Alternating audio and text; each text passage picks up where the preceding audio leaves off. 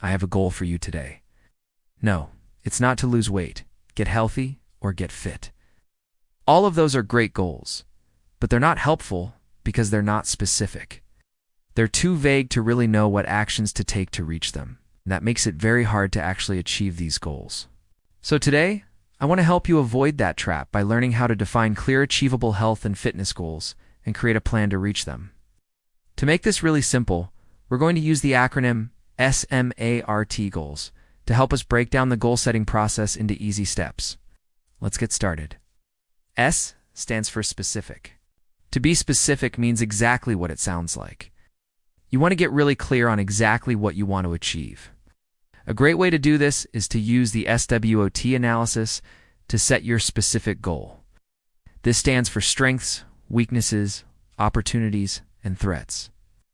Using this simple framework, you can analyze where you are currently, where you want to go, and how you'll get there.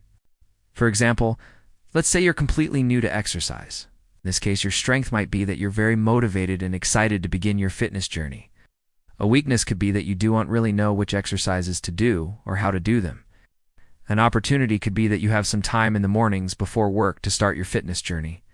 A threat could be that you tend to get bored with things very quickly, and you might lose motivation if you do, and find something you enjoy doing. Now that you have a better idea of where you stand, you can create a specific goal using the SWOT analysis. You may decide that you want to build a habit of going on daily 30-minute walks. You can also use this framework to come up with long-term goals, such as running a 5K or completing a triathlon. The key here is to be as specific as possible so that you know exactly what you're aiming for. The second letter in our acronym is M, which stands for measurable. Measurable means you need to be able to track your progress over time. This will help you stay on track and make adjustments as needed.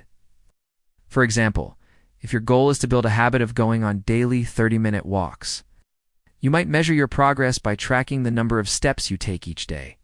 You can also track other metrics, such as the distance you walk, the time you spend walking, and even how you feel after each walk. If you want to take it one step further, try using a fitness tracker or an app to automatically track your steps and other metrics. By tracking your progress, you can see how far you've come and what you need to do to keep moving forward. The third letter in SMART goals is A, which stands for achievable. An achievable goal is one that is within your reach, given your current resources and constraints. For example, if you're a complete beginner, it might not be realistic to set a goal of running a marathon. However, if you're already a runner, then it might be more achievable to set a goal of running a marathon. Ultimately, the key here is to set a goal that is challenging, but still within the realm of possibility. If your goal is too easy, you may not be motivated to stick with it. But if it's too hard, you may become discouraged and again, lose motivation. So strike a balance and aim for something that will push you just beyond your current level of ability. Next, we have R, which stands for relevant. A relevant goal is one that aligns with your overall health and fitness philosophy and lifestyle. For example, if you're someone who enjoys being active outdoors, then a goal like hiking every weekend would be more relevant and enjoyable than a goal like lifting weights in a gym. It's important to choose a goal that is meaningful to you because you're the one who will ultimately be responsible for sticking to it. So take the time to consider what is important to you and set a goal accordingly. The last letter in our acronym is T, which stands for time-bound. Time-bound goal is simply a goal that has a deadline.